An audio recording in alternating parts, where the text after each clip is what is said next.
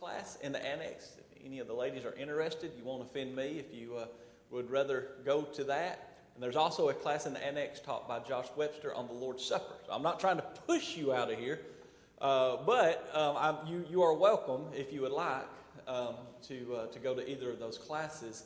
The one in the annex by Josh Webster, the Lord's Supper. Here we're looking at from the tabernacle to temples, from the tabernacle to temples.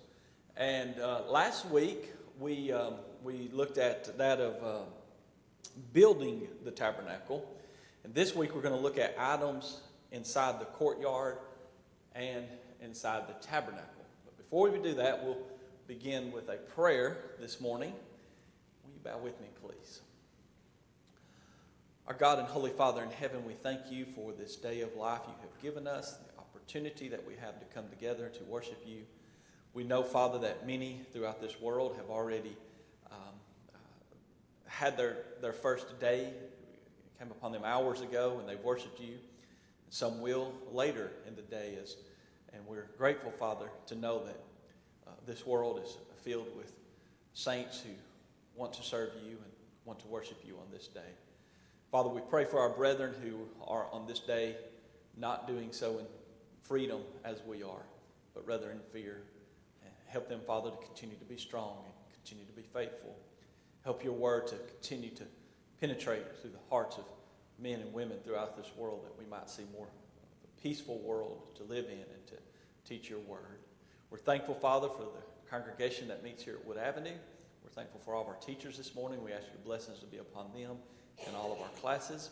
For each one who is here, from the youngest to the oldest, we're grateful, Father, that we can come here to this place to separate ourselves from the world, the things of it, the responsibilities of it, to focus fully upon you and your word.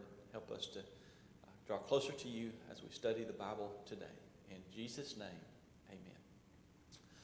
Okay, so today we're ready to look at items inside the courtyard and the tabernacle. Last week, again, we looked at the building the tabernacle.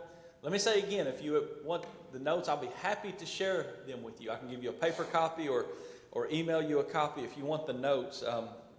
I'm putting pictures up here, but they don't have detailed notes on them. So I'll be happy to share the notes with you at any time that you would like that. So just by way of reminder from last week, this inner side this inside is the tabernacle itself. And so this would be the north wall, and this would be the east wall, and this would be the south wall, and this would be the west wall. So you enter in through this veil, the first veil, curtains, to the holy place. And then the high priest once a year would enter in through the second veil into the most holy place where the Ark of the Covenant was, or the Holy of Holies. So we talked last week about building the tabernacle. This, of course, is the court fence all the way around, it too having a veil to come in. Today we're going to look at the items from the altar to the laver, to the table of the showbread, the candlestick, the altar of incense, the Ark of the Covenant with the mercy seat on top, and then finally the cloud coming out. So that's what we're hoping to accomplish today. So we'll go ahead and go to the next slide. We're going to be in Exodus chapter 27. Exodus chapter 27, if you want to open your Bible there. Let me recommend, if you're interested in studying this a little more, you can find most of this stuff online, but with Rosebook, all these pictures come from Rosebook, and not all of them are going to be exact, okay? Not all will be exact, and I'll try to explain that when we get closer to them. Some of them they'd have to kind of guess on how they put it together, but from what the Bible tells us. But Rosebook of Bible charts and timelines is very helpful. You can get a book copy of that, or you can get a digital copy of that. They have a lot of other great material as well. Rosebook does. You have to check it. I found a couple things in there that's not biblically accurate, so you do have to kind of check it as you're going along. But that's true with anything. You always look to the Bible to make sure that it says what the work says goes hand in hand with the Bible. So, for the brazen altar, we'll be in Exodus chapter 27, verses 1 through 8. If you're taking notes, you might want to also write Exodus chapter 38, verses 1 through 7. What you'll find, just like it was last week with the building the tabernacle, you'll find it in one chapter, and then again, about 10 chapters later, it's written again. So the brazen altar, Exodus chapter 27, verses 1 through 8, can also be found in Exodus chapter 38, 1 through 7, but we're going to use chapter 27 as our text. So the brazen altar, bronze altar, the altar of burnt offerings, different ways that it can be described. Go ahead and read the text. You shall make an altar of acacia wood, 5 cubits long and 5 cubits wide. The altar shall be square, and its height shall be 3 cubits. You shall make its horns on its 4 corners. Its horns shall be one piece with it, and you shall overlay it with bronze. Remember last week, the items that were inside the tabernacle, if we could go back one slide. The items inside the tabernacle were overlaid with gold from the bases up. The items out here in the courtyard were overlaid with bronze. They were bronze. So you're going to see the same. These out here in the courtyard are going to be bronze. Okay, now we can move forward again. Okay, verse 3, Exodus chapter 27 and verse 3. Also you shall make its pans to receive its ashes, and its shovels, and its basins, and its forks, and its fire pans. You shall make all its utensils of bronze. You shall make a grate for it, a network of bronze, and on the network you shall make 4 bronze rings as its 4 corners.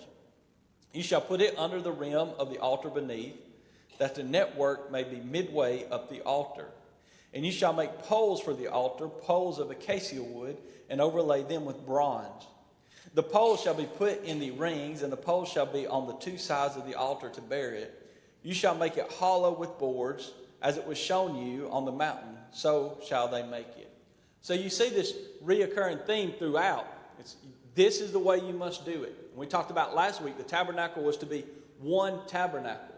And so throughout, he's saying, this is the way you should do it, according to this pattern, according to this way. And keep all that in mind, because as these lessons develop, some weeks down the road, we're going to use this to compare the New Testament, okay? The tabernacle or the temple in the New Testament, which is the church, and of course, which are we as Christians. So that's very important to see that God was serious about this. In these readings, you'll see where the Bible is talking about what it was used for worship, as well as the poles for transportation. We're not going to discuss that today. Today we're just focusing on the items that were in the courtyard and in the tabernacle. We're just kind of getting an idea of that. We have a lesson coming up, one on the worship and the sacrifices. That's when we'll go back and look at that in more detail. And also another lesson on transporting the tabernacle.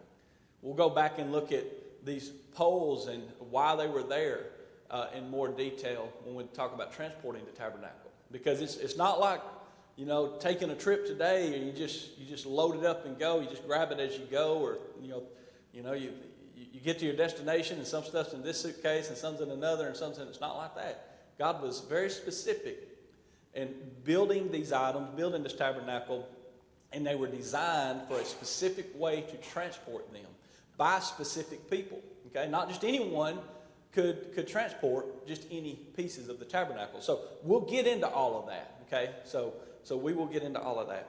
We notice with this brazen altar, it was 5 cubits long, 5 cubits wide, and 3 cubits high. Kind of a square shape. That would be about 7.5 feet long by 7.5 feet wide by 4.5 feet high. So that gives you an idea of the size of it. Okay, so 7.5 long, 7.5 wide, and 4.5 tall. So a square shape is what it would look like.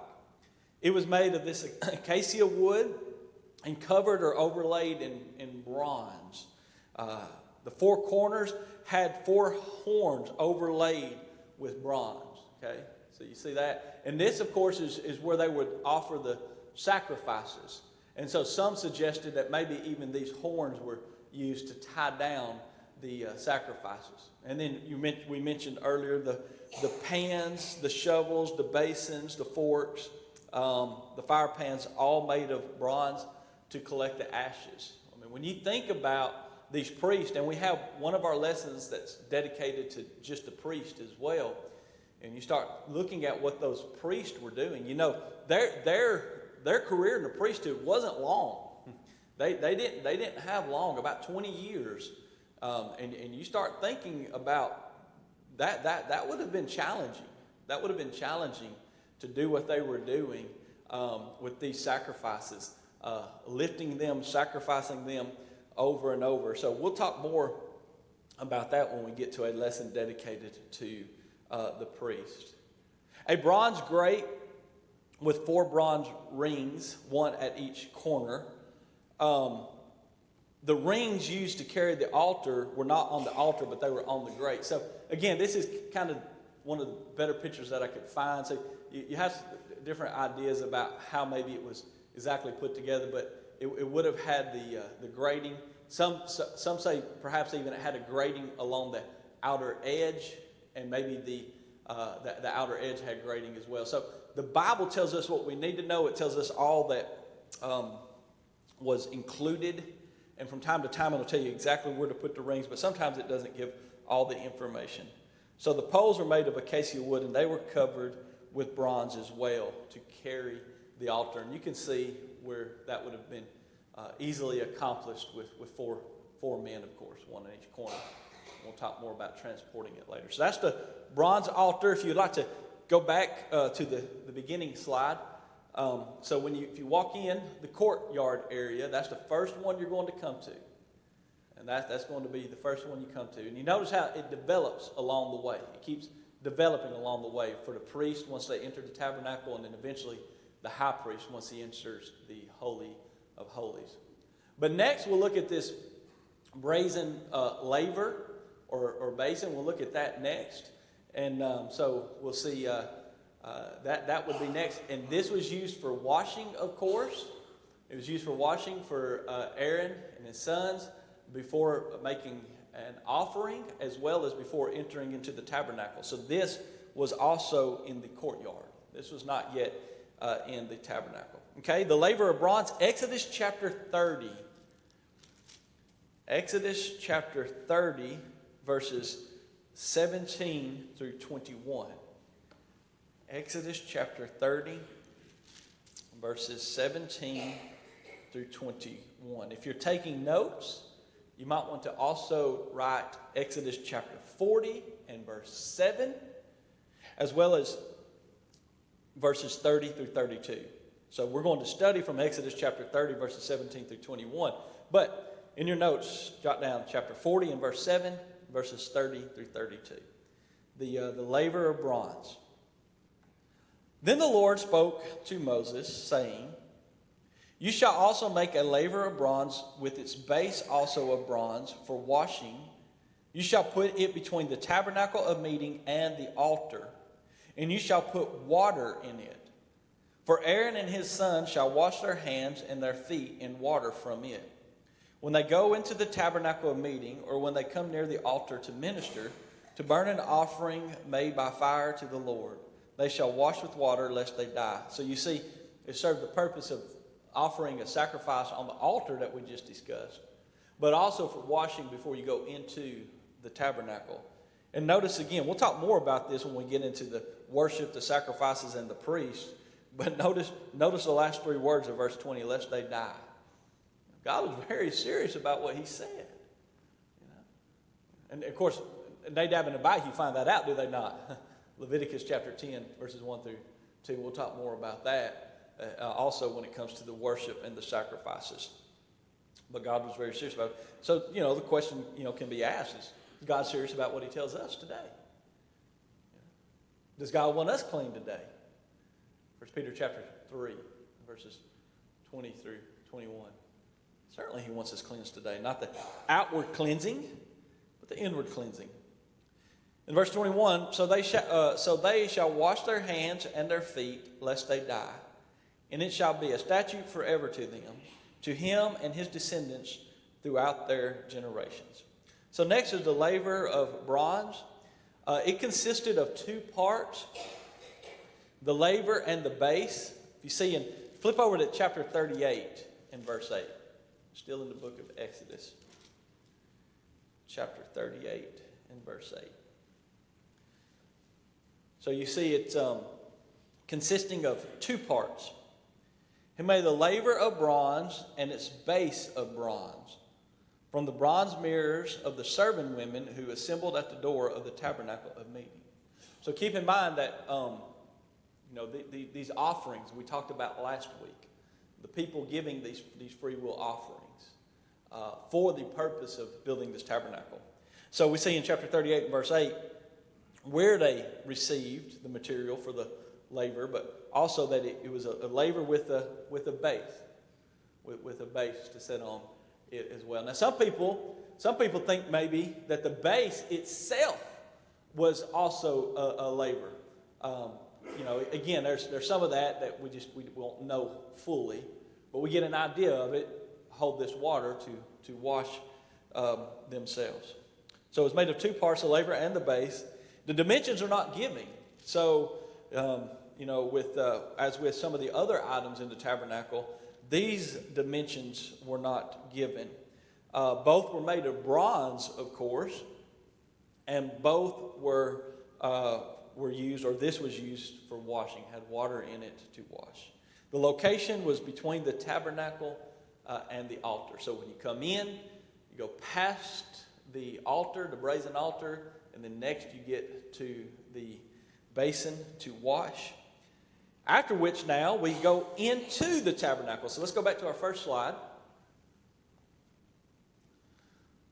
So we've made our way into the courtyard. We've made our way to the altar. We've made our way to this laver of bronze. Now we go into the actual tabernacle. We have to go through the first veil. The book of Hebrews, we'll talk about the first veil and the second veil. We'll have a class on that coming up as well. But when you get in, and what would be to your right, which is the south side, you have this table of showbread. That's what we're going to look at now. The table of showbread. Exodus chapter 25.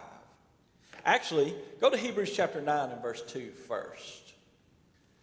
Hebrews chapter 9 and verse 2.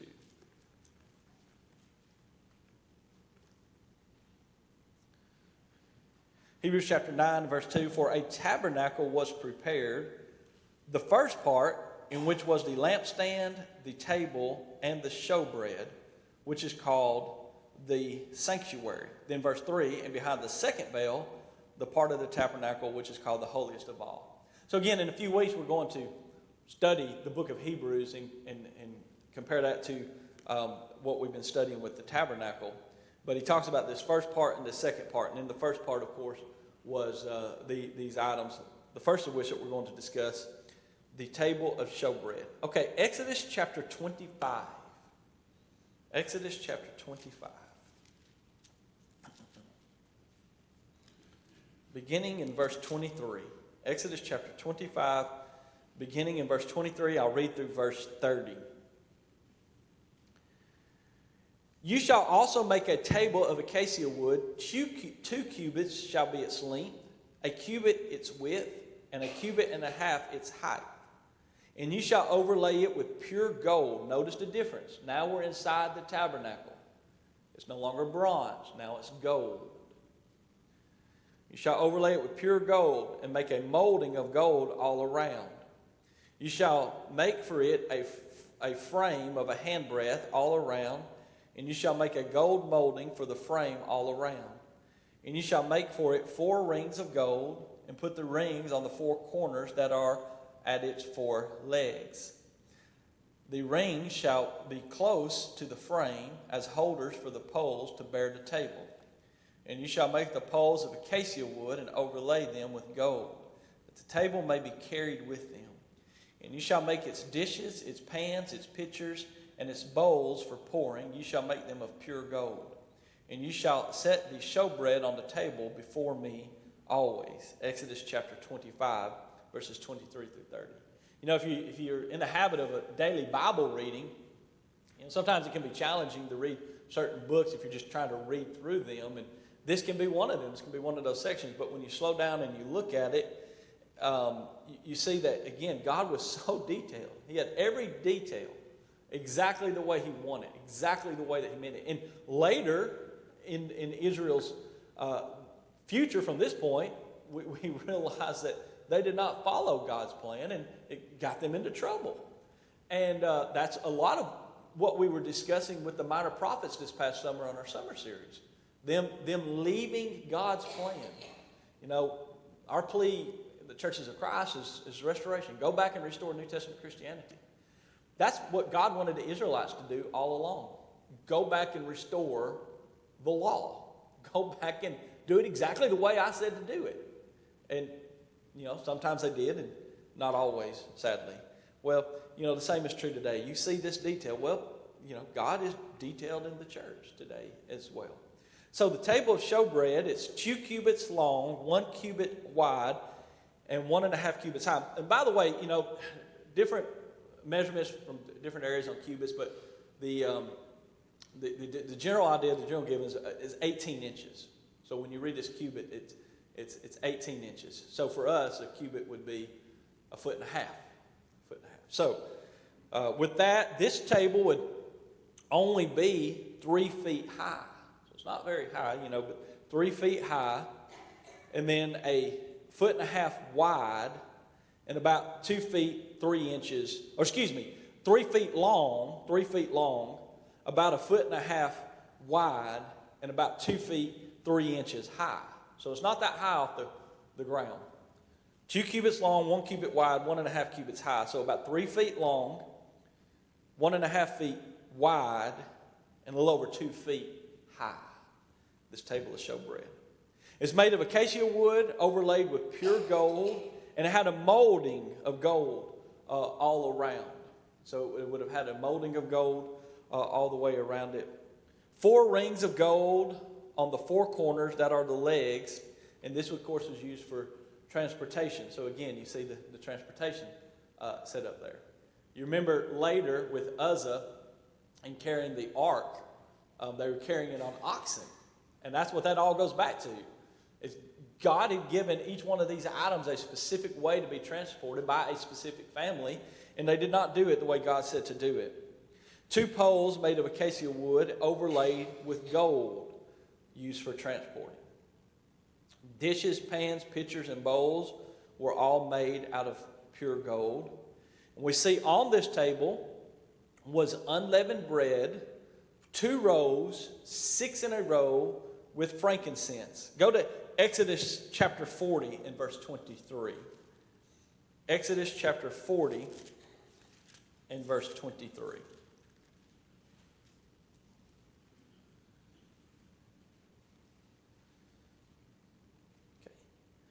And he set the bread in order upon it before the Lord, as the Lord had commanded Moses. Of course, if you read beginning a few verses earlier, you see what he's discussing there. But he's talking about this table of showbread, setting the bread on order. But notice now in the book of Leviticus, the next book after Exodus, Leviticus chapter 24.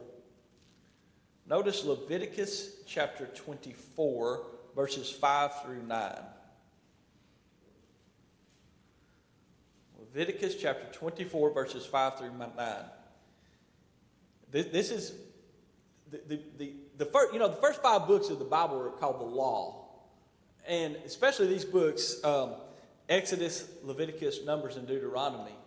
It's very important to get all of the information and put it together. These books are kind of like Matthew, Mark, Luke, and John.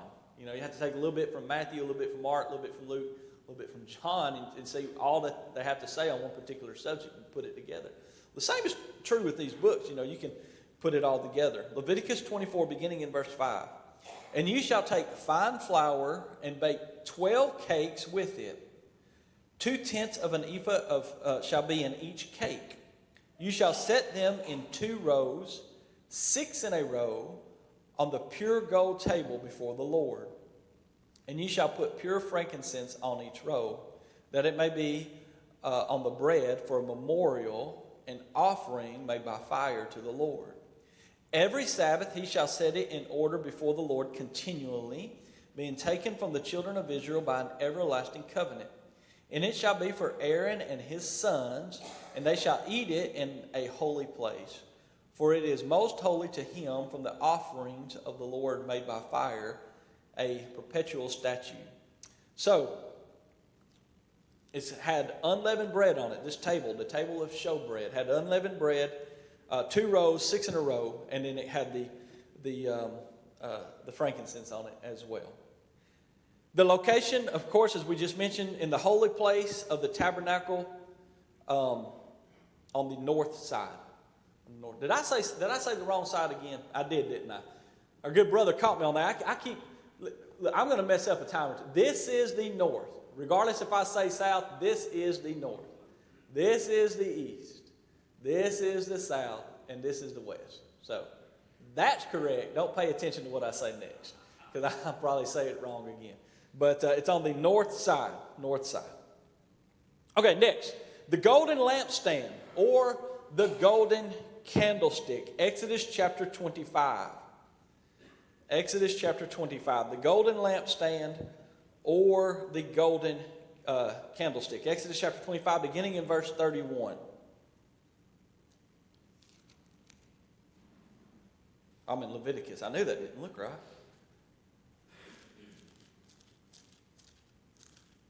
Okay. Exodus 25, beginning in verse 31. The golden lampstand or candlestick. You shall make a lampstand of pure gold. Notice again, we're inside the tabernacle, so gold is being used. The lampstand shall be of hammered work. Its shaft, its branches, its bowls, its ornaments, ornamental knobs, and flowers shall be of one piece. And 6 branches shall come out of its sides. 3 branches of the lampstand out of one side, and 3 branches of the lampstand out of the other side. 3 bowls shall be made like almond blossoms on one branch, with an ornamental knob and a flower, and 3 bowls made like almond blossoms on the other branch, with an ornamental knob and a flower. And so for the 6 branches that come out of the lampstand. On the lampstand itself, 4 bowls shall be made like almond blossoms, each with its ornamental knob and flower. And there shall be a knob under the first 2 branches of the same, a knob under the second 2 branches of the same, and a knob under the third 2 branches of the same, according to the 6 branches that extend from the lampstand. Their knobs and their branches shall be of one piece. All of it shall be one hammered piece of pure gold. You shall make 7 lamps for it, and they shall arrange its lamps so that they give light in front of it. And its wick trimmers and their trays shall be of pure gold. And it shall be made of a talent of pure gold with all these utensils. And see to it that you make them according to the pattern which was shown you on the mountain. So here's your lampstand or your candlestick. So if we go back, so there's an idea of what it would have looked like. Let's go back to our first slide for just a moment. So remember, we're inside the tabernacle now. If you remember, last week we talked about this tabernacle is completely enclosed. First with the wood overlaid with gold, then with 2 sets of curtains, the veil covering it, and then finally on the roof, 2 coverings on the roof. So it's completely enclosed, this tabernacle. So here's God providing light for inside the tabernacle. But also, of course, you know, all of this has an effect on the New Testament, and the candlestick or the lampstand would represent the light of God's Word. And we'll discuss that more when we talk about the book of Hebrews. So the golden lampstand or the golden candlestick, if you're taking notes, you might want to jot down Exodus chapter 37, verses 17 through 24. You can also read what we just read in Exodus chapter 37, verses 17 through 24. So the lampstand was one piece of pure gold hammered together. So this is a little different how you put this one together. It's one piece hammered together. There was a centerpiece with 6 branches coming out of it, 3 on either side. And you're familiar with this lampstand or this candlestick. So you have this one centerpiece and then 3. So giving you a total of 7. And what does 7 mean in the Bible? Complete. Perfect number, completeness. So, next, the 6 branches each had an almond-shaped bowl, knob, and flower. The stand itself had 4 almond-shaped bowls with a knob and flower. The dimensions are not given, but I was reading in a couple different places where, they believe that to give sufficient light to the altar of incense, the lampstand would have been higher. So let's go back to our first slide. Having to work Charlie a little more today. Last time he could just keep it on one slide. This time we're having to go back and forth. But, the dimensions are not given, but it is believed that it would have had at least a little height to it in order to provide light, for the tabernacle, especially the table of showbread and the altar of incense that we're going to talk about next. So again, God does not tell us the exact dimensions there. We'll see in a moment that the altar was 3 feet high. So we'll see that in just a moment. Okay? Look to Exodus chapter 27 and verse 20. The fuel for the lamp was pure pressed olive oil. Exodus chapter 27 and verse 20. And you shall command the children of Israel that they bring you pure oil of pressed olives for the light, to cause the lamp to burn continually. Notice also Leviticus chapter 24, verse 1 beginning. Leviticus chapter 24, verse 1 beginning. Verses 1 through 4. So the fuel used was olive oil. Then the Lord spoke to Moses, saying, command the children of Israel that they bring to you pure oil of pressed olives for the light, to make the lamps burn continually. Outside the veil of the testimony, in the tabernacle of meeting, Aaron shall be in charge of it from evening until morning before the Lord continually. It shall be a statute forever in your generations. He shall be in charge of the lamps, the pure gold lampstand before the Lord continually. So Leviticus chapter 24, verses 1 through 4 tell us a little bit more about the olive oil that was used for this. Okay? Next, Exodus chapter 30. Exodus chapter 30. We're going to go back to that first slide. We're going to now look at the altar of incense. So we're making our way in. We're in the tabernacle. We have the table of showbread on the north side. The lampstand, candlestick, on the south side, directly across from it. Before you get into the Holy of Holies, okay, here's your second veil. And just before you get to the second veil, you have the altar of incense. That's what we're looking at now, okay? Exodus chapter 30, beginning in verse 1. You shall make an altar to burn incense on. You shall make it of acacia wood. A cubit shall be its length, and a cubit its width. It shall be square, and 2 cubits shall be its height. Its horn shall be of one piece with it. And you shall overlay its top, its sides all around, and its horns with pure gold. So there's your gold again. And you shall make for it a molding of gold all around. Notice this one only has 2 rings. 2 gold rings you shall make for it. Under the molding, on both its sides, you shall place them on its 2 sides. And they will be holders for the poles with which to bear it. You shall make the poles of acacia wood and overlay them with gold. And you shall put it before the veil that is before the ark of the testimony, before the mercy seat that is over the testimony, where I will meet you. Aaron shall burn on it sweet incense every morning. When he tends the lamps, he shall burn incense on it. And when Aaron lights the lamps at twilight, he shall burn incense on it, a perpetual incense before the Lord throughout your generations. You shall not offer strange incense on it, or a burnt offering, or a grain offering, nor shall you pour drink offering on it. Again, when we talk about the priest and the worship, we'll discuss this a little more, especially when it comes to Aaron's sons, Nadab and Abihu. Verse 10, and Aaron shall make atonement upon its horns once a year with the blood of the sin offering of atonement. Once a year he shall make atonement upon it throughout your generations. It is most holy to the Lord. So the altar of incense, 1 cubit long, 1 cubit wide, 2 cubits high. So about 1.5 feet long, 1.5 feet wide, maybe 3 feet high, about 3 feet high, okay? It's made of acacia wood overlaid with gold. The horns were overlaid with gold. It had a molding of gold around it. Notice the picture, you see, again, this is where you want to check everything. They just put the 4 golden rings without referring to the Bible because, you know, that you would think that would be the case. That was the case with the others. But this one, actually, I went ahead and included this picture for that purpose. You know, check everything. Check everything. Here they just, you know, on their picture, they just had the 4 rings. But biblically, that was not correct. There's only 1 ring on this to carry this item. 1 ring, 2 rings, 1 on each side. So 2 gold rings of poles of acacia wood overlaid with gold were used to transport it. It was used to burn sweet incense every morning. And as I mentioned, it was before the veil divided the holy place from the most holy place. All right, next, let's enter into the holy place, the Holy of Holies. Exodus chapter 25 with the Ark of the Covenant. Exodus chapter 25, beginning in verse 10. Exodus chapter 25, verse 10, Ark of the Covenant, Ark of the Testimony.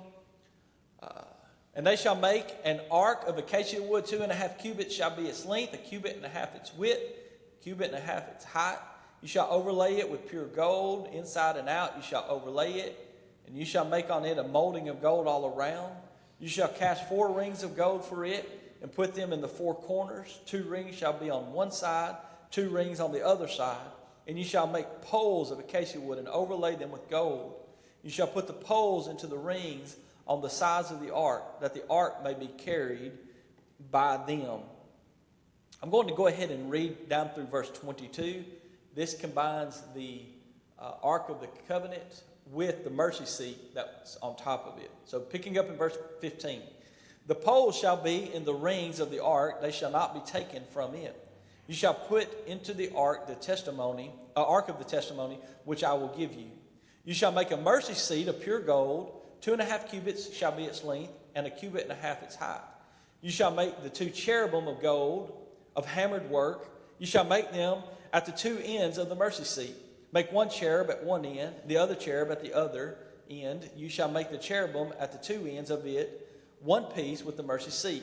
And the cherubim shall stretch out their wings above, covering the mercy seat with their wings, and they shall face one another. The faces of the cherubim shall be toward the mercy seat.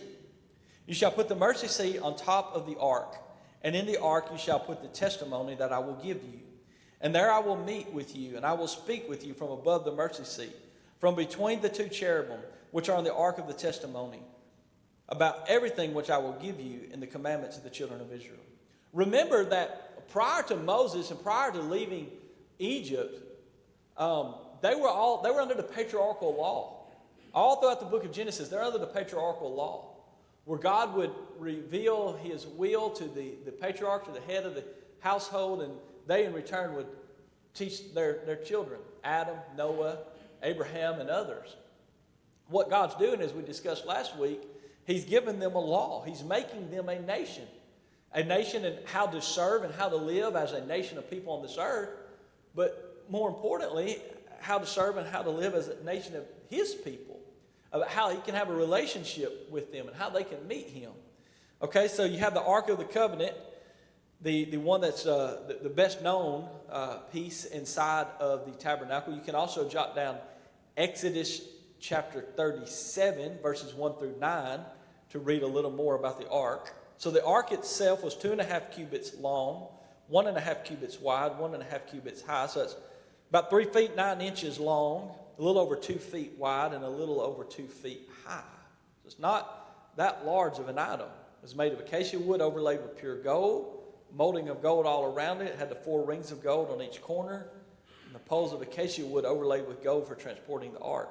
It was inside the most holy place, or the Holy of Holies. It was the only item from the tabernacle used in the temple.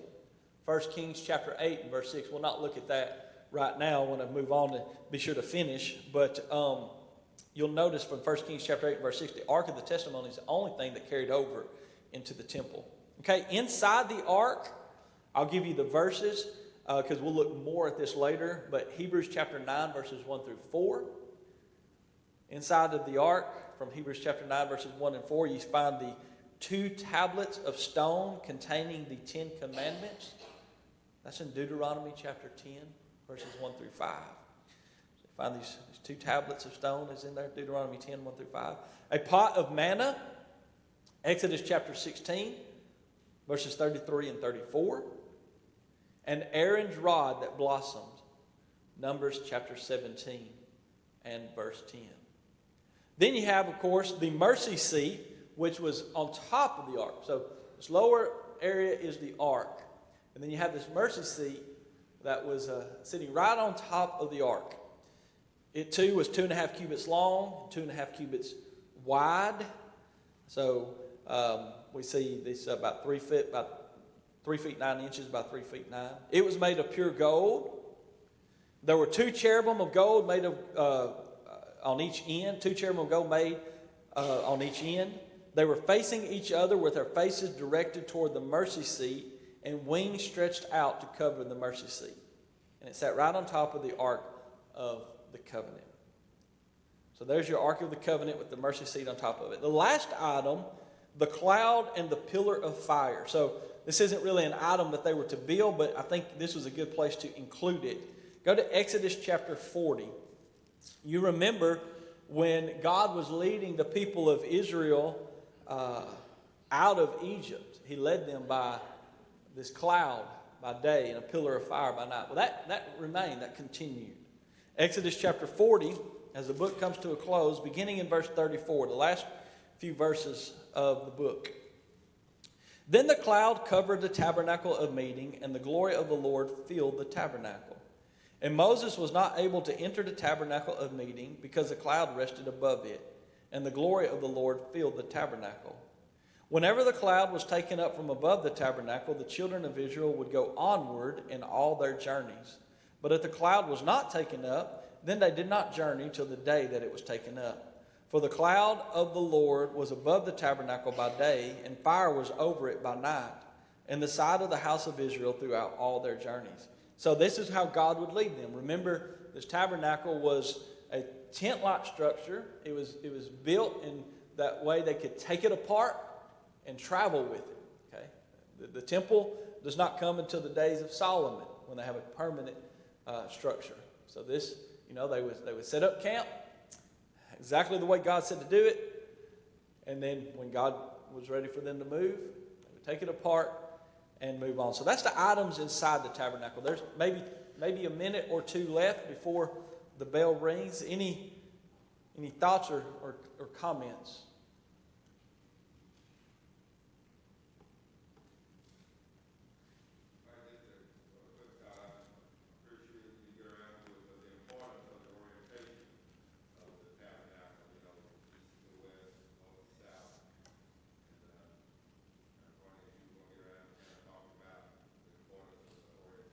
Yes, the importance of the orientation. What's most important is I say it correctly. That's what's most important. But yes, we're going to, in the study of transporting the tabernacle, we're going to talk about that, and we're going to notice how they transported it, how they were to set it up, the orientation of it, as well as the families. You'll find the families camping around it, and they couldn't, again, there's a good picture. They couldn't just say, well, I like this spot. They had to be on the side that God told them, okay, the direction that God told them. So we'll definitely look at all of that. We're going to look at that, a study in itself for that. Mm-hmm. All right, I think the bell's about to ring, but thank you so much for being here this morning. We'll begin our worship about 10 o'clock.